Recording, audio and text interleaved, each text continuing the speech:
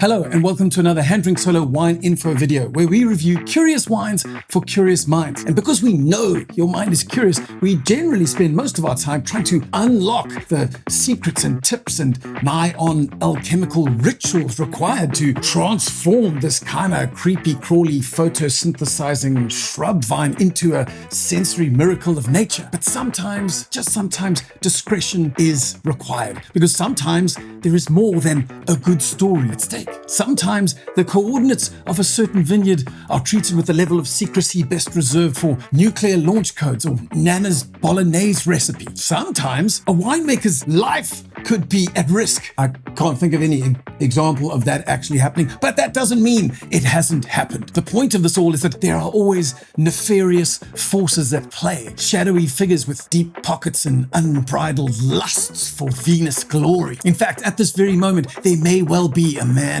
in a dark coat recording us as we speak. So if by the end of this video, the wine of the day, which is the Omerta Carignan made by winemaker Francois Hausbrook, if that wine still remains a mystery to you, well, then you should know that it is purely by design. If the vague nature of the packaging wasn't enough of a clue, then the name Omerta will definitely make it abundantly clear that winemaker Francois Hausbrook is trying to give as little away as possible when talking about this wine. The word Omerta is Sicilian slang for silence. And when I say Sicilian, you may read mafia, which means the name is really more like silence, but wrapped in a snitches get stitches sort of coating. When one goes back to the very first vintage of Omerta, you should know there was only a single barrel made, and it was bottled under the cover of night with little more than a handmade stencil, certainly no back label. And that's why Omerta looks less like a bottle of wine and more like something stolen from an evidence locker. All of that is because while the wine industry would love you to believe that we are all little more than loving gummy berry type creatures who are desperate to share the secrets of the forest with you, the truth of the matter is that the old classic backstab is not that uncommon a maneuver. As I hinted at earlier, there is always a winemaker with deeper pockets or a shinier Instagram feed who is desperate to collaborate that vineyard away from you. And so sometimes secrecy and silence really is the best way to make sure that you don't get screwed by a woodland creature, or at least that it doesn't steal your fruit. So fine, you say, we don't care where this fruit is from, but I don't even know what a Carignan is. And I say, okay, fair deuce. Well, Carignan is actually a Spanish cultivar where it's originally called Carignana, and in Rioja, which is the most famous part of Spain, I guess, it gets called Maxuelo. So it's no surprise then that given that the Spanish can't even decide what to call it, you're probably more familiar with the French title of Carignan. And that's also because the French are just better at marketing their own agricultural history. But what perhaps they would not have told you was that as late as the 1970s, Carignan was the most planted cultivar in all of France, and not because it was glamorous, more because it was kind of a survivor vine that could produce boatloads of wine in a hurry, especially down in the Languedoc region. It was, for all intents and purposes, kind of like the deep south blue-collar cultivar of France, and it was only later that Merlot and Cabernet kind of stole the show. Now, I said that Carignan was a survivor, but in France, they didn't know the half of it because in Spain, especially in the sandy little regions of Toro,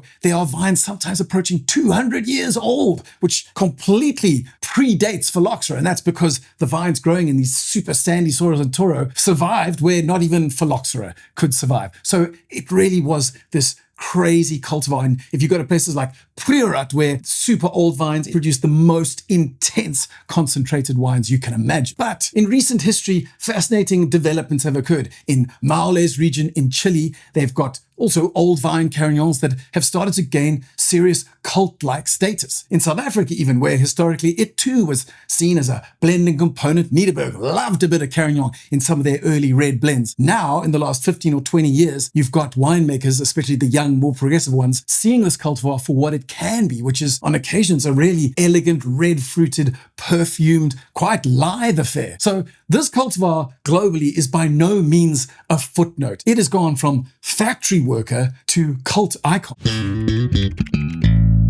Coming back to the Omerta specifically, when we said we had no idea where it was from, that's not totally true. We do know that it's from the valley of Tulbagh. And Tulbagh is kind of like a horseshoe-shaped furnace wrapped in mountains, because any cool breezes that Darling on the west coast, or even the Swartland further inland, claims to have access to from the Atlantic Ocean, those Witzenberg Mountains make sure none of that gets into Tulbagh Valley. However, there are a couple of high-lying vineyards around the edge that manage to use that altitude to get supreme diurnal range and therefore some really rather charming fruit. Tulbagh is also the location of South Africa's most significant earthquake, which took place in 1969, which means that if this wine tastes somewhat seismic to you, well then, now you know why.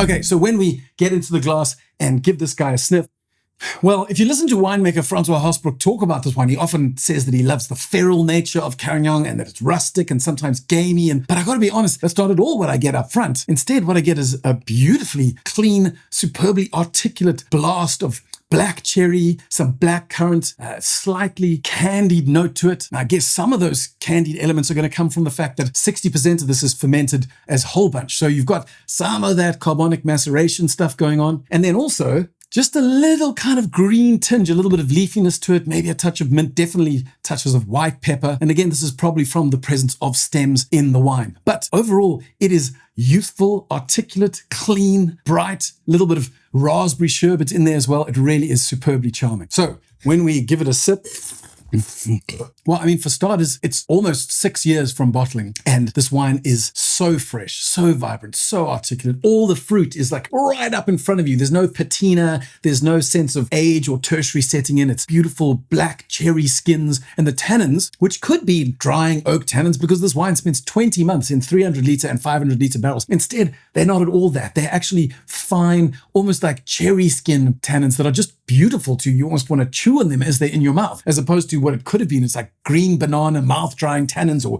splintery, dry, abrasive tannins. And when we talk about rustic wines, often the tannins are the part that make it feel rustic, but this is really quite charming. And while Carignan has high acid and can be a little rough around the edges, Francois Hosbrook said he did punch downs kind of by hand, so there weren't big implements being used. It was supremely gentle, and you can tell that in the wine, because while he perhaps had no interest in creating wines that smelled like a poetry recital, this is a superbly elegant, clean, clear bottle. I can't wait to see how this emerges and matures over another 5 years. I think at 10 years, this is going to be an absolute enchanting affair. So that's all we have time for today. But as you pour yourself a second and most likely third glass, and there's a little bit of gravel and chalk at the end there. It's just so good. I'm going to leave you links to 2 videos, both of which are about Carignans from South Africa. In fact, they're from the same vineyard, but made by 2 different winemakers. Until next time, stay curious and always drink niche.